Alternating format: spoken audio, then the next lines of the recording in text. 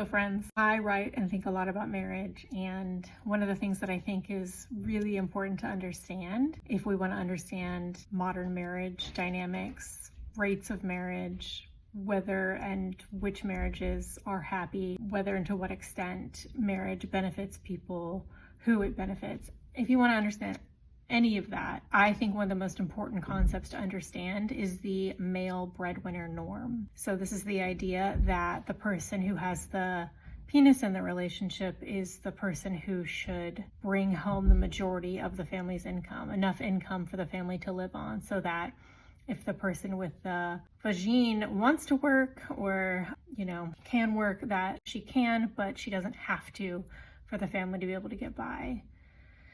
There's a lot of speculation, claims on the right that this is the model of marriage that is traditional. That's not true at all.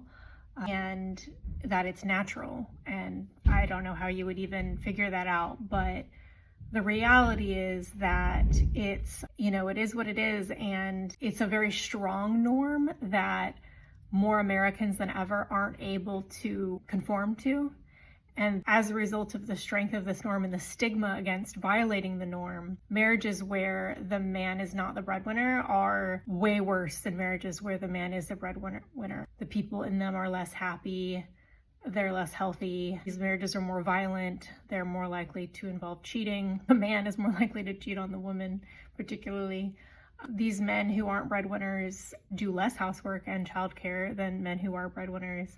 So women are actually, on average, willing to forego pay and promotions and even drop out of the workforce entirely to avoid becoming their family's breadwinner. Yeah, this is not a good norm. This is a norm that really, I think, calls out for reevaluation, and I think it's a norm we really need to discard. But until we decide to do it kind of collectively, then we're gonna just keep stigmatizing the people who do defect, which is gonna continue to be a problem.